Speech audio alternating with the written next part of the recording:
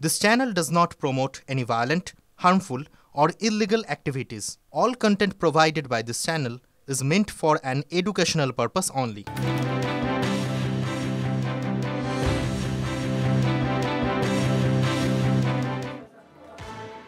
নমস্কার, ব্রেকলেস সব খবর নিয়ে শুরু করছি আজকের সন্ধ্যের সুপার প্রাইম টাইম। আর নিউজ রুমে এই মুহূর্তে আমি মঞ্জিরা আপনাদের সঙ্গে রয়েছি, একই সঙ্গে লিমা এবং তনিষ্ঠাও রয়েছে। আর এই মুহূর্তে সব থেকে বড় খবর, নিউজ রুম থেকে আমি ব্রেক করবো। এই মুহূর্তে রাহুল সিনহার একটা বক্তব্য আপনাদেরকে শোনাবো, যেখানে তিনি বলছেন অন্তত 1 কোটি মানুষ কমিশনের হিয়ারিং এ ডাক পাবেন। আরো একবার জানাই, এই মুহূর্তে ব্রেকিং, কমিশনের হিয়ারিং এ ডাক পেতে পারেন 1 কোটি মানুষ। রাহুল সিনহা, বিজেপি নেতা রাহুল সিনহার বক্তব্য শুনুন। বক্তব্য আমরা যেটা ইতিমধ্যে জেনেছি যে এখন যে হিয়ারিং হবে সেই হিয়ারিংয়ে 1 কোটিরও উপরে হিয়ারিং হবে। আর সেই হিয়ারিংগুলো যাতে ট্রান্সপারেন্সি বজায় থাকে তার জন্য আমরা সিওর কাছে আবেদন জানিয়েছি। যদি সম্ভব হয় তাহলে ওখানে যাতে কোনো জালিয়াতি না হয় তার জন্য সিসি ক্যামেরার ব্যবস্থা, মাইক্রো অবজারভারের ব্যবস্থা, এগুলো করার জন্য আমরা বলেছি। রাহুল সিনহার বক্তব্য আপনারা শুনলেন। এছাড়াও ম্যাপিং পর্যন্ত হয়নি এরকম 29 লক্ষের নামও সামনে আসছে। এবং এই যে হিয়ারিংটা হবে, সেই হিয়ারিংটা কোন কোন ক্ষেত্রে হবে সবটাই জানার চেষ্টা করবো। শ্রাবন্তী আমাদের সঙ্গে রয়েছেন, জানাবেন শ্রাবন্তী। মঞ্জিরা, 1 কোটি মানুষের নাম আসতে পারে হিয়ারিংয়ে বা শুনানিতে। কেন এই কথা বলা হচ্ছে? আজকে রাহুল সিনহা এই কথা দাবি করছেন। যদি আমরা দেখি, এখনো পর্যন্ত 29 লক্ষ মানুষের ক্ষেত্রে ম্যাপিং হয়নি, অর্থাৎ নো ম্যাপিং রয়েছেন 29 লক্ষ, যারা 2002 এর সাথে কোনো রকম লিঙ্ক দেখাতে পারেনি। ভোটার তাই এনুমারেশন ফর্ম তারা পেয়েছেন, কিন্তু এদের প্রত্যেককে ডাকা হতে পারে হিয়ারিংয়ে। 2 হচ্ছে যারা নথি তথ্য, বিভিন্ন তথ্য ভুল লিখেছেন বা তারা তাদের বাবা মা যে সম্পর্কটা দেখাচ্ছেন সেখানে কোনো গলতি হয়ে থাকতে পারে। এই সংখ্যাটাও যদি থাকে তাহলে সেক্ষেত্রেও তারা ডাক পেতে পারেন। আর 3 নম্বর হচ্ছে তারা ক্যাটাগরিতে পড়বেন যেখানে রেগুলার যে তালিকাটা দেওয়া হচ্ছে, অর্থাৎ এনুমারেশন ফর্ম আনকালেক্টেবল, সেখানেও যে থাকছে ডাবল শিফটেড ভোটার থাকছে, ডুপ্লিকেট ভোটার থাকছে, এমনকি মৃত ভোটার, সেখানেও কোনো তথ্য ভুল আসলে আলাদা করে ভোটাররা দেখা করবেন, যোগাযোগ করবেন এবং তারপর কমিশন ফের হিয়ারিংয়ে ডাকবে। নতুন করে যারা নাম তুলতে চাইছেন সেক্ষেত্রে তারাও আলাদা করে যখন জানাবেন সেক্ষেত্রে তাদের ক্ষেত্রেও হিয়ারিং হতে পারে। অর্থাৎ গোটা একটা ডেটাবেস তৈরি করতে চাইছে এই হিয়ারিংয়ের মাধ্যমে, যাতে আরও নির্ভুল তথ্য দেখা যায়। এবং তুমি দেখো, আগামীকাল যে 5 অবজারভার নতুন করে দায়িত্ব নেবেন তারা এই গোটা হিয়ারিংয়ের কাজে দেখবেন বলে আমরা জানতে পারছি। হিয়ারিং এর মাধ্যমে একটা ডেটাবেস তৈরি করতে চাইছে কমিশন। এই মুহূর্তে তৃণমূলের তরফ থেকে তন্ময় ঘোষ আমাদের সঙ্গে রয়েছেন। তন্ময় বাবু, যে কথা একটু আগেই আমরা জানতে পারলাম, বিজেপি নেতা রাহুল সিনহা তিনি বলছেন অন্তত পক্ষে 1 কোটি মানুষ হিয়ারিং এ ডাক পাবেন এবং বিভিন্ন ভুলভ্রান্তির কারণে আরো মানুষ তো রয়েছেনই। কি বলবেন আপনি? আমরা প্রথম থেকে যা বলছিলাম সেটাই যত দিন যাচ্ছে প্রমাণিত হচ্ছে। এফআইআর ডিক্লেয়ার হওয়ার সঙ্গে সঙ্গে শুভেন্দু অধিকারী বলেছিলেন 1 কোটি 20 লক্ষ লোকের নাম বাদ যাবে। আজকে রাহুল সিনহা সিওর সঙ্গে দেখা করে এসে বলছেন 1 কোটির নাম বাদ যাবে। তার মানে কি বিজেপির নেতারা গিয়ে নির্বাচন কমিশনকে বলে দিয়ে আসছেন যে 1 কোটির নাম বাদ দিতেই হবে? সেটা তাহলে প্রমাণিত হচ্ছে। তাহলে নির্বাচন কমিশন বলে দিই যে তাদের মুখপাত্রর নাম রাহুল সিনহা। বাংলার মানুষ এই খেলাটা ধরে ফেলেছে। আগামী দিনে তার বিরুদ্ধে প্রতিরোধ হবে। ধন্যবাদ আপনাকে। এবার সুপ্রিম কোর্টের দিকে নজর রাখতেই হচ্ছে, তার কারণ একটা ছবি আমরা আপনাদেরকে বারংবার দেখেছি, সেটা হলো সিইও অফিসের বাইরের ছবিটা। দফায় দফায় বিক্ষোভ হয়েছে, আর সেই নিয়ে এবার রাজ্যের ভূমিকা নিয়ে প্রশ্ন তুলল সুপ্রিম কোর্ট। নিরাপত্তা দিতে রাজ্য ব্যর্থ হয়েছে। আর কি কি পর্যবেক্ষণ সুপ্রিম কোর্টের, কি হলো, আমাদের রিপোর্টার জ্যোতির্ময় কর্মকার সরাসরি জানাবেন। জ্যোতির্ময়, দেখো, বারবার ধরে যে বিষয়টি উঠে আসছে যে রাজ্য সরকারের দায়িত্বের মধ্যে পড়ে এই যে এসআইআর প্রক্রিয়া চলছে, সেই এসআইআর প্রক্রিয়ায় নিরাপত্তা সুনিশ্চিত করা, এবং সেই নিরাপত্তার ক্ষেত্রে কোথাও ঘাটতি থেকে যাচ্ছে। প্রধান বিচারপতি সূর্যকান্ত এবং জয়মাল্য বাগচির বেঞ্চ আজ প্রত্যেকটি রাজ্য ধরে ধরে সেখানকার এসআইআর এই মুহূর্তে কোন পর্যায়ে রয়েছে, কি কি সমস্যা হচ্ছে, সেই বিষয়গুলি আলাদা আলাদা পিটিশনের ভিত্তিতে তারা শুনানি করে। আর তখনই পশ্চিমবঙ্গের ক্ষেত্রে যে বিষয়টি উঠে আসে যে পশ্চিমবঙ্গে নিরাপত্তা সুনিশ্চিত করতে ব্যর্থ হয়েছে রাজ্য সরকার, এবং এক্ষেত্রে আরও বেশি পুলিশ প্রয়োজন, এই বিষয়টি আজকে স্পষ্টভাবে সুপ্রিম কোর্ট জানিয়ে দিয়েছে। ধন্যবাদ। বাংলার বিএলওদের সুরক্ষা নিয়ে এবার উদ্বিগ্ন সুপ্রিম কোর্ট। হ্যাঁ, বিএলওদের নিরাপত্তা সুনিশ্চিত করতে হবে, এমনটাই গভীর উদ্বেগের বিষয় বলে মন্তব্য প্রধান বিচারপতি। বিএলও নিরাপত্তা সুনিশ্চিত করতে নির্দেশ, রাজ্য নিরাপত্তা দিতে ব্যর্থ শীর্ষ আদালতের দাবি মামলাকারীর। আর ঠিক কি জানা যাচ্ছে, আর কি অবজারভেশন সুপ্রিম কোর্টে, জানবো আমাদের প্রতিনিধি জ্যোতির্ময় থেকে। জ্যোতির্ময়, দেখো, একটি সংস্থার তরফ থেকে সুপ্রিম কোর্টে পিটিশন ফাইল করা হয়েছে এবং সেখানে বলা হয়েছে যে কেন্দ্রীয় বাহিনীর তত্ত্বাবধানে সুপ্রিম কোর্ট নির্দেশ দিক যেন পশ্চিমবঙ্গে এসআইআর সম্পন্ন হয়। আর ঠিক এই বিষয় নিয়েই যখন নির্বাচন কমিশনের মতামত জানতে চাওয়া হয়, নির্বাচন কমিশনের তরফে আইনজীবী রাকেশ দ্বিবেদী তিনি উপস্থিত ছিলেন। তিনি স্পষ্টভাবে জানান যে রাজ্য পুলিশ যাতে নির্বাচন কমিশনের ডেপুটেশনে আসে সেই বিষয়টি দেখতে হবে। রাজ্য পুলিশ যদি নির্বাচন কমিশনের ডেপুটেশনে আসে তবেই এই পরিস্থিতির উন্নতি হতে পারে। অত্যন্ত গুরুত্বপূর্ণ এই দাবি, কারণ এর আগে কখনো এই ধরনের দাবি অন্য কোনো রাজ্যের ক্ষেত্রে দেখা যায়নি। কিন্তু সুপ্রিম কোর্টে প্রধান বিচারপতির বেঞ্চ খুব তাৎপর্যপূর্ণভাবে তাদের পর্যবেক্ষণে জানায় যে আইন শৃঙ্খলা পরিস্থিতি বা আইন শৃঙ্খলার দায়িত্ব কখনোই যুক্তরাষ্ট্রীয় কাঠামোয় অন্য কারোর হাতে তুলে দেওয়া যায় না। অর্থাৎ নির্বাচন কমিশনের এই দাবি যে কোনোভাবে মানছে না সুপ্রিম কোর্ট, তা স্পষ্টভাবে বুঝিয়ে দেওয়া হয়েছে। তবে বলা হয়েছে যে রাজ্যের দায়িত্ব প্রয়োজনে আরো পুলিশ সরবরাহ করা এবং সেই কাজ রাজ্য সরকারকে করতে হবে। বেশ বেশ, ধন্যবাদ। হাতে যে 2002 ভোটার লিস্ট, বিএলও কে যে সফটওয়্যার দেওয়া হয়েছে সেই ভোটার লিস্টের মধ্যে খামতি রয়েছে। যেটা 2002 ফিজিক্যাল লিস্টে রয়েছে সমস্ত ঠিকানা ওখানে নেই কেন?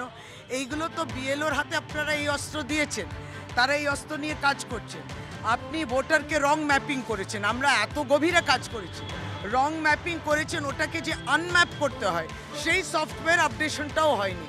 আপনি তাকে নিরস্ত্র করে রাখবেন, তারপর তার উপরেই চাপ রাখবেন, এটা তো হতে পারে না। তাড়াহুড়ো কিসে? তাই আমরা বলি যে দিল্লির মডেল আর মহারাষ্ট্র মডেল, বিহারের মডেল, বেঙ্গলের মডেল হতে পারে না। সবই ঠিক আছে, কিন্তু যখন এটা বলছেন না তখন বিএলওদের ফাংশন প্র্যাকটিক্যালি শেষ হয়ে গেছে। সব কথা ঠিক, বিএলওদের নিরাপত্তা বিঘ্নিত, রাজ্যের দায়িত্ব ছিল, রাজ্য ব্যর্থ, যে যা বলেছেন সব ঠিক, কিন্তু যখন বলছেন তখন বিএলওদের কাজ আর প্রায় কিছু নেই, কাজ প্রায় কমপ্লিট। দেখুন, এসআইআর নিয়ে প্রথম থেকে তৃণমূল কংগ্রেস সরব। আজ কোচবিহারে সেখানে আরো একবার সরব হলেন মুখ্যমন্ত্রী মমতা বন্দ্যোপাধ্যায়। আবারও বললেন যে নোটবন্দি হয়েছে, এবার ভোটবন্দি করা হচ্ছে এবং 1 কোটি লোকের নাম বাদ দিতে চাইছে, জীবিত থাকলেও মৃত বলে চালাচ্ছে। কোচবিহারের সভা থেকে বিজেপিকে আক্রমণ করলেন মমতা বন্দ্যোপাধ্যায়। শুধু মিথ্যে, নোটবন্দি ভোটবন্দি, কখনো নোটবন্দি আর এখন এসআইআর নামে ভোটবন্দি। 1 কোটি লোকের নাম বাদ দিতে হবে। মারা যায়নি, মৃত দেখানো হচ্ছে। বিয়ে হয়ে মেয়েরা শ্বশুর বাড়ি যাবে, বাপের বাড়ির ঠিকানা থেকে শ্বশুর বাড়িতে নাম তুলবে, যে কোনো একটা জায়গায় তুলতে হবে, সেখানে তাদের বাদ দিয়ে দিয়েছে। যখন হিয়ারিং শুরু হবে, হিয়ারিংয়ে ডাকলে যাবেন, কাগজপত্র যা থাকবে নিয়ে যাবেন। যদি না থাকে, আমরা পার্টির পক্ষ থেকে এবং সরকারের পক্ষ থেকে আমি আগেই বলেছি, আমরা মে আই হেল্প ইউ প্রতি গ্রাম সভায়, প্রতি গ্রাম পঞ্চায়েতে আমরা বুথ করে দেব। সেখানে যান, গিয়ে বলুন আমার এই শংসাপত্রটা নেই, এটা আমার পরিবারের একজনের আছে, এটা দেখে করে দিন। বার্থ সার্টিফিকেট বিক্রি হচ্ছে 10,000 টাকা, রেশন কার্ড বিক্রি হচ্ছে, সেগুলো দেখাবে এবং পরিষ্কারভাবে নির্বাচন কমিশন বারবার সেগুলো ভেরিফাই করবে। নির্বাচন কমিশনের কাছে কেউ পার পাবে না। যদি বিএলওরা এরকমভাবে বিভিন্নভাবে চাপ দেওয়ার চেষ্টা করে, তো বিএলওদের অবস্থা কী হবে সেটা দেখেছে, বিহারেও দেখেছে, এখানেও দেখবে। এসআইআর নিয়ে লোকসভায় সরব তৃণমূল কংগ্রেস। কি বলা হচ্ছে? তৃণমূল সাংসদ বলছে এসআইআর সংবিধান বিরোধী। ভোটের আগে যদি নাম বাদ চলে যায় তাহলে ভোট কারা দেবেন? কল্যাণ বন্দ্যোপাধ্যায় কি বললেন? In the enumeration list, it is legally written names of the relatives. Relatives have not been defined under the Act. Relatives have not been defined under rule.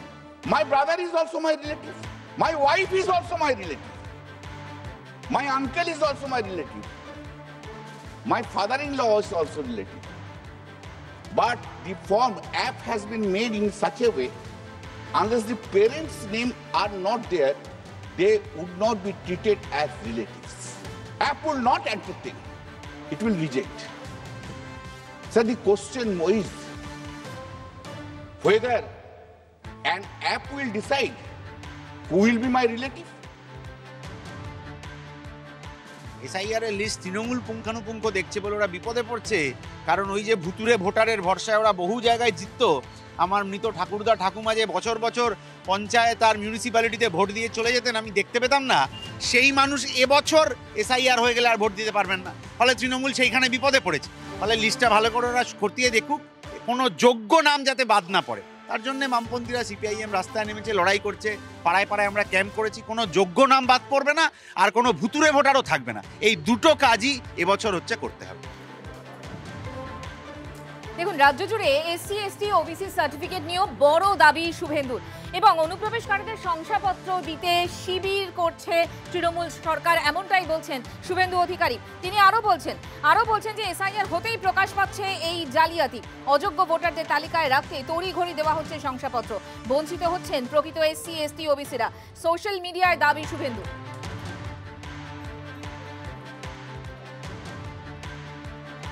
এদিকে বিজেপির বিরুদ্ধে ভোট কেনার অভিযোগ মুখ্যমন্ত্রী মমতা বন্দ্যোপাধ্যায়। তিনি বলছেন যে আমরা কাজ করি, ওরা ভোট কেনে। বিজেপি ভোট কেনে কোচবিহারের সভা থেকে এমনটাই তো তৃণমূল নেত্রীর।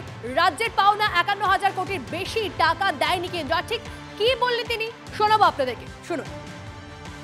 আমি বিজেপির মতো ভোট কিনি না, টাকা দিয়ে ভোট কিনি না, ভালোবাসা দিয়ে কিনি। তাই মনে রাখবেন, যা দেবার আমরা আগেই দিই। ভোটের সময় নতুন করে উজালার নামে 1 মাসের নাটক, নতুন করে চা বাগান খোলার নামে নাটক, ইলেকশনের সময় সংখ্যালঘু ভোট ভাগ করবার চেষ্টা করছেন কোটি কোটি টাকা খরচ করে, আর অন্য সময় সংখ্যালঘুদের নাম বাদ দাও, শীতলকুচিতে গুলি করে মারো, ভুলে গেছেন সব। মুখ্যমন্ত্রীর বক্তব্য আপনাদেরকে শোনালাম। পাল্টা শুভেন্দু অধিকারী কি তোমরাচ্ছেন, তিনি তৃণমূলের বিরুদ্ধে দ্বিচারিতার অভিযোগ সামনে আনছেন। কি বলেছেন তিনি, কি সোশ্যাল মিডিয়ায় পোস্ট করেছেন, দেখাবো আপনাদের। কিনি না, ভালোবাসা দিয়ে কিনি। আমি বিজেপির মতো ভোট কিনি না, টাকা দিয়ে ভোট কিনি না, টাকা দিয়ে ভোট কিনি না, টাকা দিয়ে ভোট কিনি না, ভালোবাসা দিয়ে কিনি। আপনাদের একটা ভোটের দাম কত জানেন? আমি বলতেছি মিনিমাম 60,000 টাকা। একটা ভোটের দাম মিনিমাম 60,000 টাকা। কি করে? প্রত্যেক মাসে লক্ষ্মীর ভান্ডার পাচ্ছেন 1000 টাকা, 12 মাসে, 1 বছরে 12 মাস 12,000 টাকা, আর 5 বছর হয়ে যায় তখন 5 × 60। তো 60,000 টাকার কমে ভোট দিবেন? 60,000 টাকার কমে দিবেন? আর 60,000 টাকা কেউ যদি দেয়, আমি বলবো না ভাই, আমাদের মুখ্যমন্ত্রীর থেকে বেশি দিচ্ছেন, এবার আপনারা যা পারবেন তাই করেন। কিন্তু 60,000-এর কমে মানবেন না, কিন্তু এটা কথা দিলেন তো? 60,000-এর কমে মানবেন না তো? একটা ভোট মানে 60,000। তো সেই জন্য আপনারা দেখেন, আপনারা কেউ যদি 60,000 টাকা দেয়, কেউ যদি আপনাদেরকে বড় লোক বানায়, কারো বাড়িতে 4টা আছে, তো আমি 2,40,000 টাকা লোকসান কেন করাবো? আমি করাবো না। 4টা ভোট আছে, 2,40,000 গুনবেন, ঢাকা দিয়ে দেবেন। 2026-এর সংখ্যা গরিষ্ঠতা পাবে না তৃণমূল বা বিজেপি। যদি সরকার গড়তে হয় এই দুই দলকে, তাহলে সাহায্য নিতে হবে হুমায়ুন কবিরের দলের, এমনটাই বলেছেন হুমায়ুন। আমার প্রেডিকশন একটাই, 2026-এ কোনো দল 148-এ পৌঁছাতে পারবে না, না বিজেপি না টিএমসি। আমার যে নতুন দল, আমার সঙ্গে জোটে যারা থাকবে বা আমি একা থাকি, আপনারা মিলিয়ে নেবেন। যখন ইলেকশন কমিশনের বিজ্ঞপ্তি হবে, আমি 135টা আসনে লড়ব বলেছি। আমি এমন পরিমাণ সিট জিতব যে দেখবেন এই হুমায়ুন কবিরকে মুখ্যমন্ত্রীর গদিতে যিনি শপথ নিতে যাবেন, মহামান্য গভর্নরের কাছে যিনি পরিষদীয় নেতা হিসেবে সরকারের করার শপথ নেওয়ার ডিমান্ড করবেন, তাকে হুমায়ুন কবিরের দলের বিধায়কদের সাপোর্ট দরকার হবে। তো স্বাভাবিকভাবে আপনি তৃণমূলকে সাপোর্ট করবেন? কিসের জন্য? আমি কি তৃণমূলের কাছে খেয়ে বসে আছি নাকি যে তৃণমূলকেই করতে হবে? বিজেপি যদি সরকার করার জন্য হুমায়ুন কবিরের সাপোর্ট চাই, কি চাইবে সেটা পরের কথা। আমি বলছি হুমায়ুন কবিরের মদত ছাড়া বাংলার মুখ্যমন্ত্রী 26-এ শপথ নিতে পারবে না। অনেকে বলছে আপনি বিজেপির বি টিম, শুভেন্দু বাবু সব। কে কি বলছেন সেটা সময় কথা বলবে। হুমায়ুন কবিরের বক্তব্য তো আপনাদেরকে শোনালাম, কিন্তু তারই বক্তব্যকে তৃণমূল এবং বিজেপি কিভাবে দেখছে এবার সেটা শোনা যাক। যে মমতা বন্দ্যোপাধ্যায়ের সাহায্যে বড় হয়েছে, নির্বাচিত হয়েছে, আজকে তার ঔদ্ধত্য দেখে আমরা অবাকই হয়ে যাই। তবে এটাও বলে দিই, তিনি আর দলে নেই এবং তাকে নিয়ে আমরা সময় খরচা করতে পারছি না, কোনো বিবৃতিও দিতে চাই না। বাংলার মানুষ প্রত্যেকটা বিষয়ে নখদর্পণে রেখেছে, বাংলার মানুষের উপরে ভরসা। তাই দিদি উত্তরবঙ্গে রয়েছেন, প্রশাসনিক বৈঠক এবং উন্নয়নের কথা সবটাই বলছে। ও আছে, স্বপ্নে আছে, ও মমতার সঙ্গে প্যাচ আপ করে ও উপমুখ্যমন্ত্রী হবে, ওই স্বপ্নে আছে। ভালোই গ্যাস খেয়েছে কদিন, এখন গ্যাসের এফেক্ট চলবে কিছুদিন, এসব বকবে। তাহলে তার নিজের দলের পরিচয় কি, তার নিজের ভাবনার পরিচয় কি, সেটা তো বুঝতে পারছি না। সে তৃণমূলকেও সাহায্য করবে, আবার বিজেপিকেও সাহায্য করবে, তাকে যার প্রয়োজন তাকে সে সাহায্য করবে। এটা যদি তার একটা মানসিকতা হয় তাহলে বিজেপি পার্টি খুশি হবে। তৃণমূলের কি হবে জানি না, তো বিজেপি পার্টি খুশি হবে। আচ্ছা, সংখ্যালঘু ভোট পেতে এবার কি স্টান্স বদলাচ্ছে বিজেপি? অন্তত শুভেন্দু অধিকারী তার বক্তব্যের এবং বিজেপির বক্তব্যের একটা ব্যাখ্যা দিয়েছেন। তিনি বলছেন যে মুসলিম ভোট তিনি চান না বলেননি, তিনি বলেছেন যে তারা পান না। ধর্ষক খুনিদের জাত ধর্ম আলাদা হতে পারে না। তৃণমূল আশ্রিত মুসলিম দুষ্কৃতীদের বিরুদ্ধে বলেছি বলে দাবি করেছেন শুভেন্দু অধিকারী। ঠেলায় পড়ে পাল্টি কটাক্ষ করছে তৃণমূল। সবসময় বলি যে বিজেপি রুল স্টেটে সব ধর্মের লোক ভালো আছে, সবাই ভালো আছে, নিজ নিজ ধর্ম পালন করছে। গুন্ডা গুন্ডাই হয়, খুনি খুনি হয়, ধর্ষক ধর্ষকই হয়, তার জাত ধর্ম আলাদা হতে পারে না। ভারতীয়দের সঙ্গে বিজেপির কোনোদিন লড়াই ছিল না, আজও নেই। আমাকে নিয়ে অনেক কথা বলেন, আমি কখনো বলিনি মুসলিমদের ভোট চাই না, আমি বলেছি পাই না। তো ধ্রুব সত্য। 19, 21 এবং 24 তিনটে বড় নির্বাচনে যদি দেখেন বিজেপি 100% কম মুসলিমদের ভোট পেয়েছে। এর মধ্যে কোনো জিনিস নেই। আমি কঠিন বাস্তবটা বলেছি, তৃণমূলের মুসলিমদের বিরুদ্ধে বলেছি, তৃণমূলের মুসলিমদের বিরুদ্ধে, আমি সব মুসলিমদের বিরুদ্ধে বলবো। আমরা যাদের বিরুদ্ধে বলি তারা, আমার সন্দেহ আছে নামাজ পড়ে কিনা, আমার সন্দেহ আছে তারা দান ধান জাকাত করে কিনা। তার প্রকৃষ্ট উদাহরণ হচ্ছে তৃণমূল কংগ্রেসের জেলা পরিষদ মেম্বার কর্মাধ্যক্ষ শেখ শাহজাহান।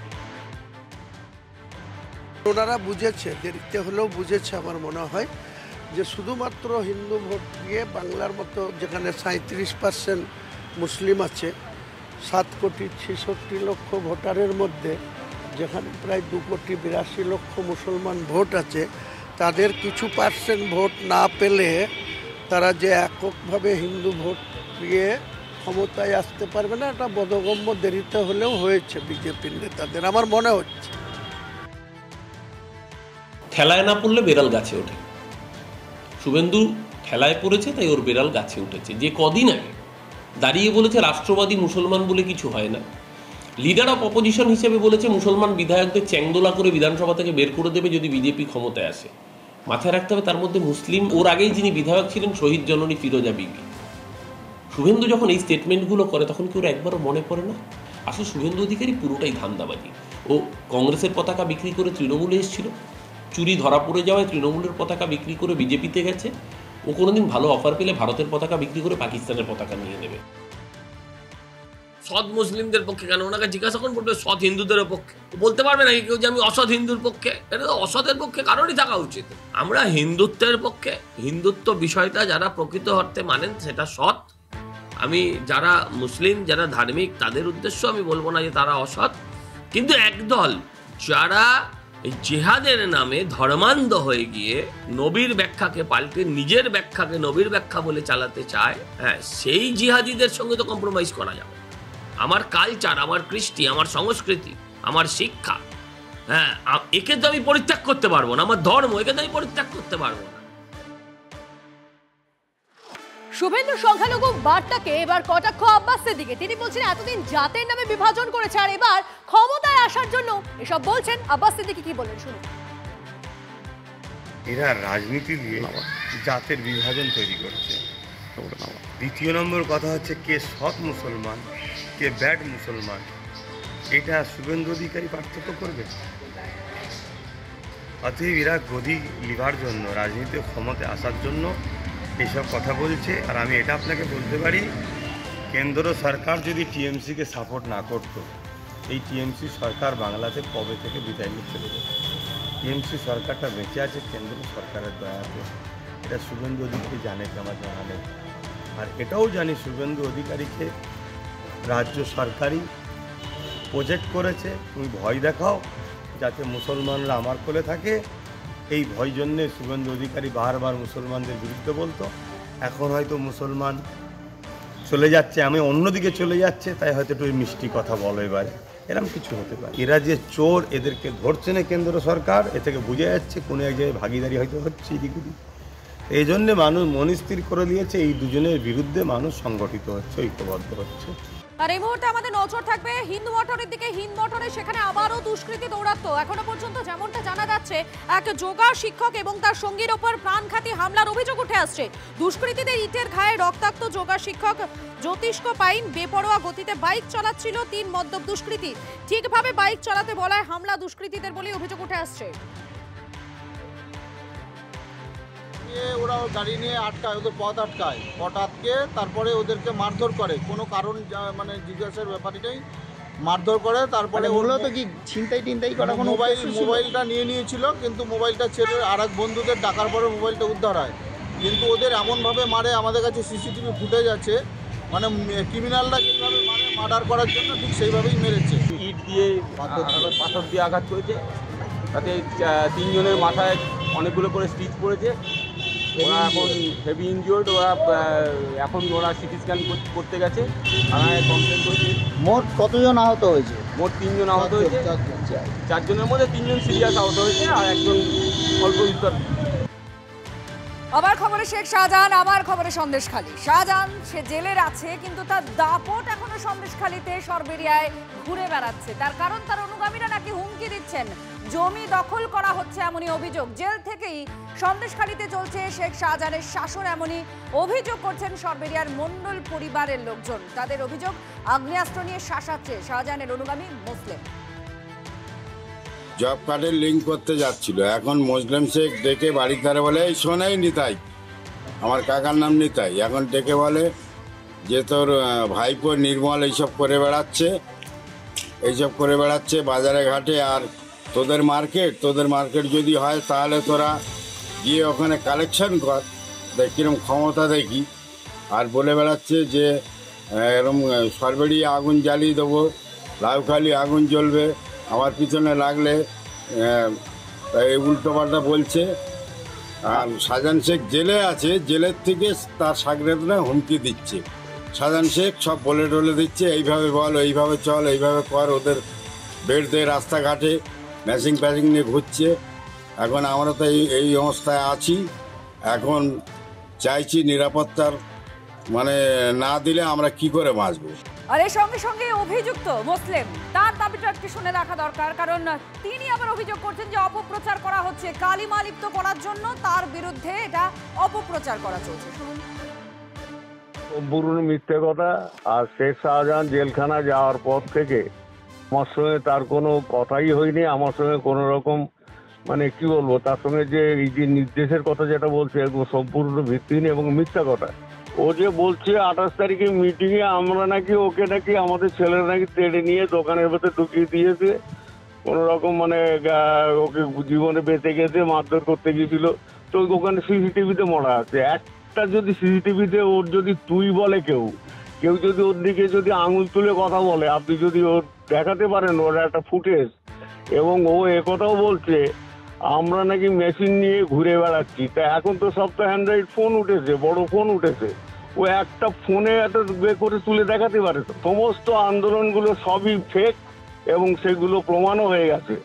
আবার এই নতুন করে আবার এই সন্দেশখালিতে এই ছেলেটাকে দিয়ে কিছু ওই মানে কি বলবো আমাদের টিএমসি মার্কা বিজেপি, বুঝলেন দাদা? এই যে টিএমসি মার্কা কিছু বিজেপি ওকে এইসব ইন্ধন দিয়ে এইসবগুলো করাচ্ছে। টিএমসি মার্কা বিজেপির কথা বলছেন তিনি। এবার বিজেপি এটা শুনে কি বলছে শুনুন।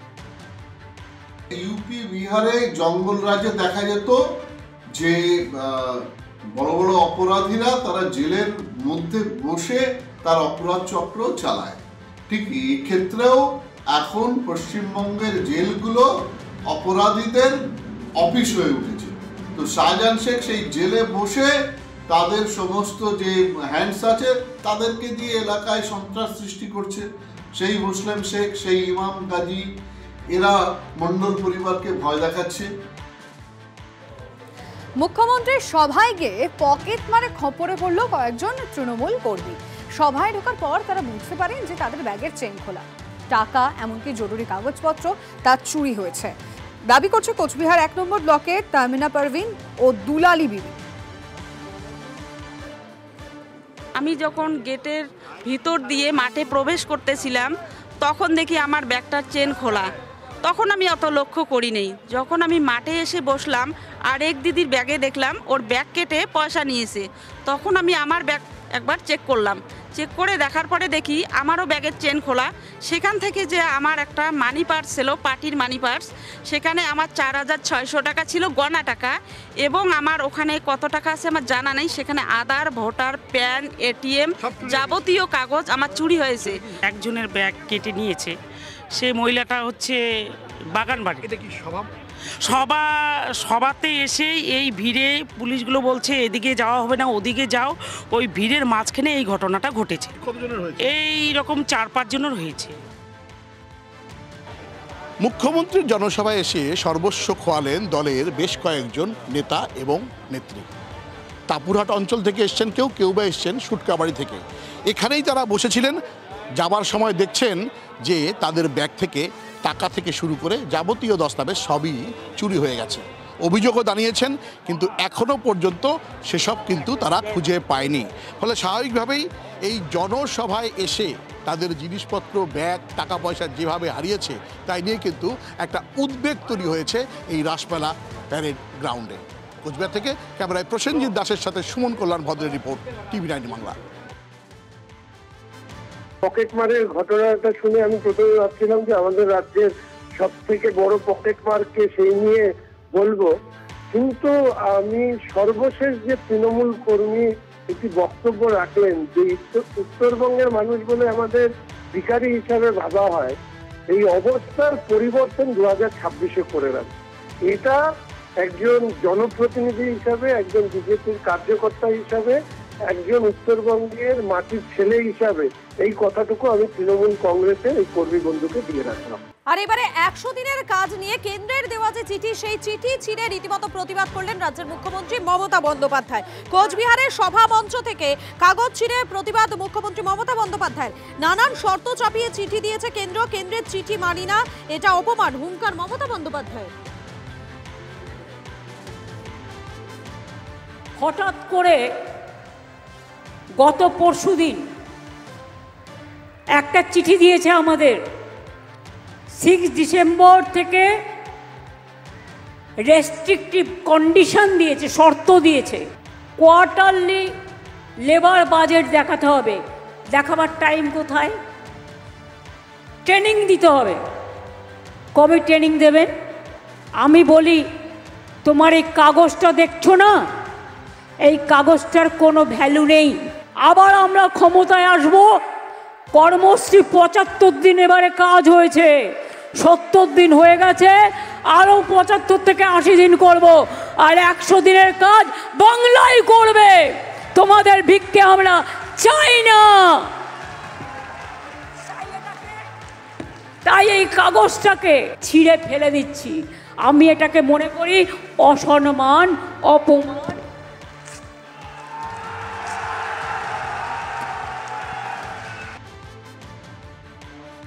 দানের টাকা চাই না, দানের টাকাটা তো আপনি নিয়ে ভোট চান। কেন্দ্র যেটা দেয় সেটা কোনোটাই দানের টাকা না, সেটা কাজের টাকা। আপনি কাজ করতে পারেন না বলে কত টাকা ফেরত যায় প্রতি বছর কেন্দ্রের, সেই হিসেব দিন। কেন্দ্রীয় সরকারের তো লজ্জা হওয়া উচিত যে কোর্টকে রায় দিতে হলো যে টাকা দিন, তার মানে আপনারা দিচ্ছিলেন না, বৈষম্য করেছেন, বঞ্চনা করেছেন। এখন আবার সেখানে শর্ত চাপাচ্ছেন। টাকাটা কি বিজেপি আর কেন্দ্রীয় সরকারের পৈতৃক সম্পত্তি? আপনারা যে ধরনের কন্ডিশন দিচ্ছেন, আবার দুদিন বাদে কিন্তু কোর্টে গালাগালি খাবেন। কোর্টে মানে একেবারে কড়া করে কোর্ট বলে দেওয়ার পরেও, তারপরেও যারা টাকা দেয় না তারা বুঝে নিন কতখানি বাংলা বিরোধী এই বিজেপি। উনি 2002 সালের আগে অনুপ্রবেশকারী বাংলাদেশের যারা এসেছিল পার্লামেন্টে গিয়ে উনি সেই কাগজ ছিঁড়ে ফেলে এসছেন। কাগজ ছেঁড়াটা ওনার চরিত্রের মধ্যে রয়েছে এবং উনি কাগজ ছিঁড়তে খুব ভালোবাসেন। আমি কিছু মানি না, আমি কিছু জানি না, যতই কাগজ ছিঁড়ুক সংবিধানের বাইরে কখনো কেউ যেতে পারেনি।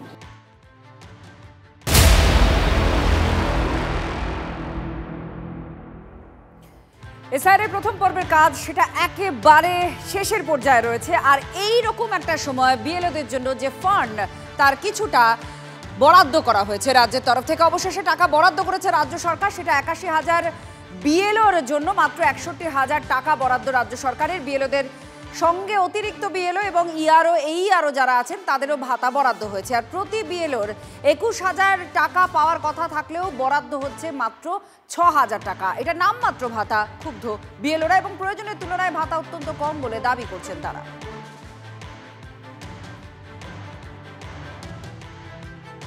আপনাদের আরও একবার জানাই যে রাজ্য ৬১ কোটি টাকা বরাদ্দ করেছে বিএলওদের সঙ্গে অতিরিক্ত বিএলও ইআরও এবং এই আরওদের ভাতা। এটা বিএলওরা প্রতি বিএলও ২১,০০০ টাকা করে পাওয়ার কথা, কিন্তু যে বরাদ্দ হয়েছে তাতে মাত্র তাদের হাতে ৬,০০০ টাকা আসছে। এটা নামমাত্র বলে ক্ষুব্ধ বিএলওরা। এই ৬১ কোটি টাকা যদি ভাগ করা হয় ৮১,০০০ বিএলওর জন্য, তাহলে ৭,৫০০ টাকা করে পড়ে। তাহলে আমরা ২১,০০০-এর 1/3 এটাকে যদি ধরি আর কি, তাহলে আরও কিন্তু 2/3 টাকা বাকি থেকে যাচ্ছে, মানে 3 ভাগের 2 ভাগ টাকা বাকি থেকে যাচ্ছে। এবং এসআইআরের কাজ প্রায় মানে 11 তারিখে সম্পূর্ণ পথে চলে যাবে। এই পরিস্থিতিতে দাঁড়িয়ে যদি এই সময় টাকাটা তাদেরকে মেটানো না হয়, তাহলে কিন্তু আবার ভবিষ্যতে দেখা যাবে এই টাকা পাওয়া নিয়ে কিন্তু অনেক গড়িমসি করবে, অনেক টালবাহানা করবে। আপনি আজকের যে ৬,০০০ টাকায় আমাদের একটা ডিভাইস, যে ডিভাইসটা টোটালি আমাদের নিজস্ব, মানে সব কিছু মানে নিজস্ব ডিভাইসে, নিজস্ব নেটওয়ার্কে, নিজস্ব রিচার্জে সব কিছু নিজেদের। আর সবচেয়ে বড় কথা, আমরা যারা প্রত্যন্ত গ্রামে বা যারা থাকে, নেটওয়ার্কের তো বিরাট সমস্যা, ভালো যদি মোবাইল না হয় তাহলে। এসআইআর প্রথম পর্বের কাজ সেটা একেবারে শেষের পর্যায়ে রয়েছে। আর এই রকম একটা সময় বিএলওদের জন্য যে ফান্ড তার কিছুটা বরাদ্দ করা হয়েছে রাজ্যের তরফ থেকে। অবশেষে টাকা বরাদ্দ করেছে রাজ্য সরকার, সেটা ৮১,০০০ বিএলওর জন্য মাত্র ৬১,০০০ টাকা বরাদ্দ রাজ্য সরকারের। বিএলওদের সঙ্গে অতিরিক্ত বিএলও এবং ইআরও এইআরও যারা আছেন তাদেরও ভাতা বরাদ্দ হয়েছে। আর প্রতি বিএলওর ২১,০০০ টাকা পাওয়ার কথা থাকলেও বরাদ্দ হচ্ছে মাত্র ৬,০০০ টাকা। এটা নামমাত্র ভাতা। ক্ষুব্ধ বিএলওরা এবং প্রয়োজনের তুলনায় ভাতা অত্যন্ত কম বলে দাবি করছেন তারা।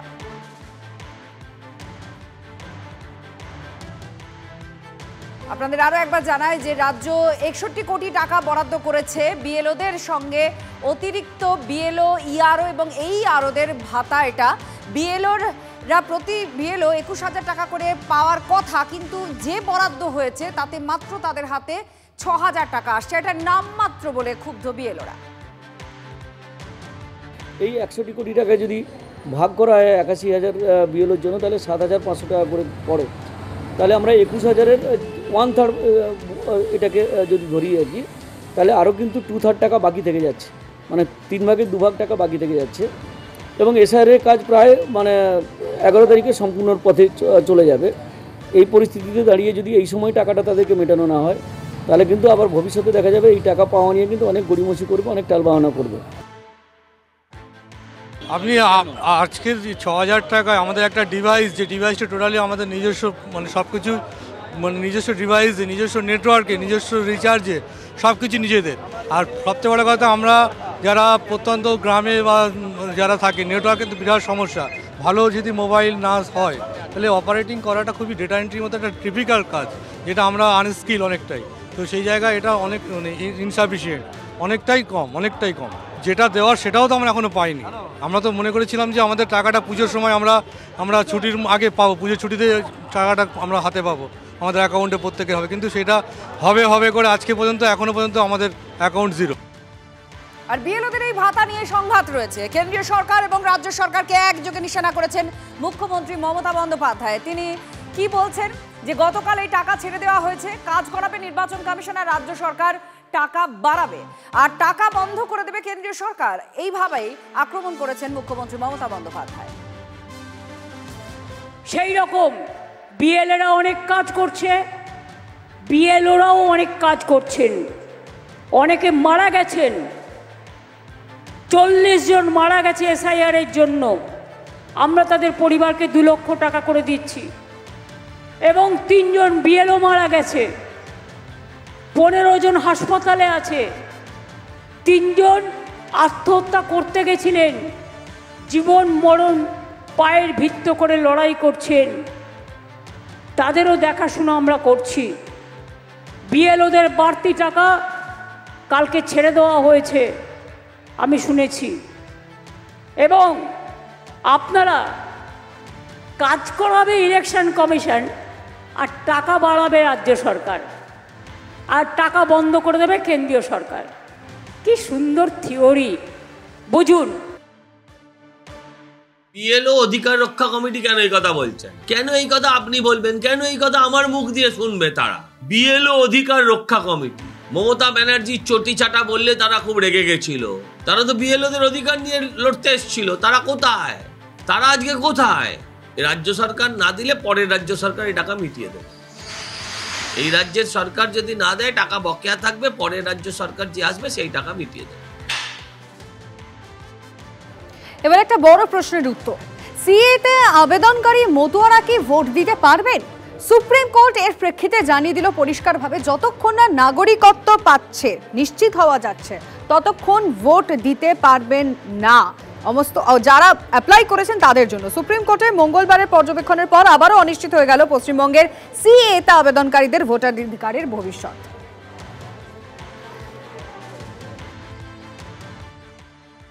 যেহেতু সিএ অনির্দিষ্টকাল ধরে বহু লোক আবেদনপত্র পাচ্ছে না, এমনকি আমরা যে সুপ্রিম কোর্টে আবেদন করছি তাতে আমরা দেখেইছি যে 2024 সালের এপ্রিল মাসে আবেদন করেছেন তিনি এখনো পর্যন্ত সিএ নাগরিকত্ব পায়নি।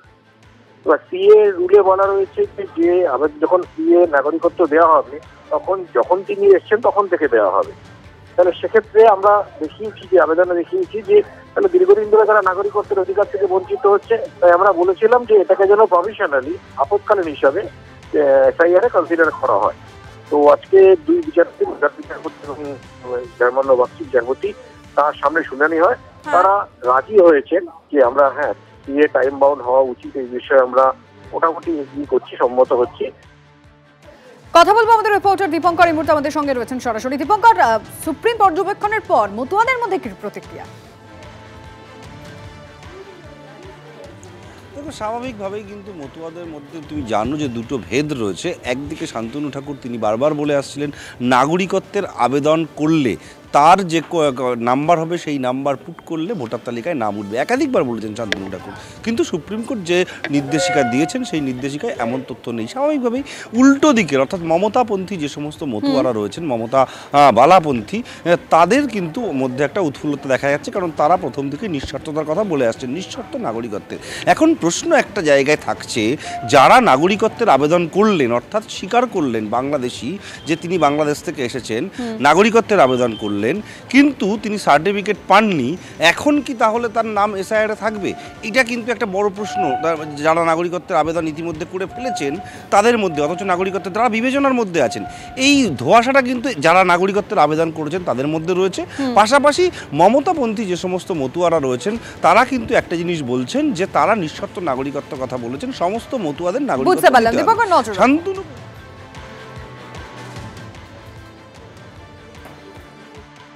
যারা পড়াশুনো ঠিকমতো জানে না, যাদের কাগজ ঠিকমতো কখনো জোগাড় করতে পারেনি, যাদের নুন আনতে পান্থা পোড়ায়, যাদের পরনে কাপড় নেই, পায়ের তলায় মাটি নেই, মাথার উপরে ছাদ নেই, যারা কখনো এই কাগজের প্রয়োজনীয়তা উপলব্ধি করেনি, সেই মানুষগুলো কাগজ দেখাবে কি করে? তো তাদের অধিকাংশ ভোট কেটে যাবে। মানুষের জন্য কিন্তু আইনের জন্য মানুষ না।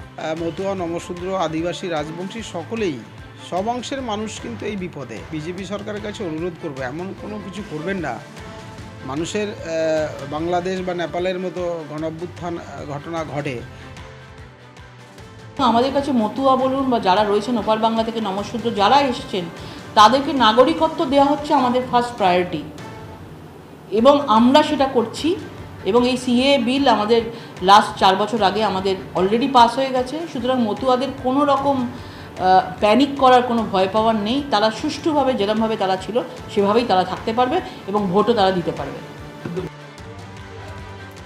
আর এই মুহূর্তে আমাদের যে খবরের দিকে নজর থাকবে, যে বিএলওকে দাঁড় করিয়ে ধমক কমিশনের বিশেষ পর্যবেক্ষকের। 16-11 ডিসেম্বর এনুমারেশন ফর্ম জমা দেওয়ার শেষ দিন। তপসিয়ার একটি বুথে 720 জনের 105 জনের ফর্ম এখনো বিলি করতে পারেননি বিএলও। তপসিয়া তিলজরা এলাকায় গিয়ে তথ্য তালাশ করলেন কমিশনের বিশেষ পর্যবেক্ষক সি মুরুগান। বিএলওর কাজে অসন্তোষ প্রকাশ মুরুগানের। ওই 105 জন কোথায়, এখনো কেন কমিশনের পোর্টালে কিছু আপডেট হয়নি, বিএলওর কাছে জানতে চান তিনি। বিএলওর সঙ্গে বসে যাবতীয় কাজ ঠিকভাবে হয়েছে কিনা তার রিভিউ করার নির্দেশ দিলেন বিএলও অবজারভারকে। 11 ডিসেম্বরের পর ফের এলাকায় যাবেন জানালেন তিনি। জিয়াউল কমারের মেয়ে কি প্রমাণ আছে? প্যান কার্ড আছে? প্যান কার্ড भी यहाँ पे नहीं है, आधार कार्ड আপনার রেশন কার্ড থাকবে। আমি নাম দিয়েছি, হ্যাঁ রেশন কার্ড। এটা কি রেশন কার্ড? দাদা ডিটেলস দিয়েছেন কিন্তু ফাদার দেখিয়েছি। আরে দাদাও নামটা ঠিক নেই তো यार। রামান শেখ বদরুদ্দিন কি হয়? হ্যাঁ অন্য দিয়ে দিয়েছে। এই নামটা কোথায় থেকে পেয়েছে? এই সিরিয়াল ভুল করেছে দাদা। এইরকম ভুল বারবার হবে কেন? আমি মানে তো 50টা মোটামুটি 50টা চেক করলাম, মানে তো এটা দিয়ে 7-8টা আছে। এই ভুলটা কি কেন হচ্ছে? এটা তো এটা কি করলেন এনি, মানে তো অন্য লোকের মানে তো এপিক কার্ডটা তো আপনি ট্যাগ করলেন। এটা এই নামটা কোথায় থেকে পেয়েছে? এপিক নাম্বারটা কোথায় থেকে? এপিক নাম্বার কোথায় আছে? 23152। আপনি তো বাড়ি বাড়িতে গিয়ে কালেক্ট করেননি না, এটাই আপনি মানে তো ডেফিনেটলি ইউ আর নট, আপনি তো বাড়ি বাড়ি ভিজিট করছেন না। আপনি ওই ডিটেলটা আছে আপনি আমি বলছি, আমি আপনাকে বলছি মানে তো 700 ওটার তো 700, হ্যাঁ 720 মতন অনেকটা বুথ আছে, ওখানে তো এত পেন্ডেন্সি নেই।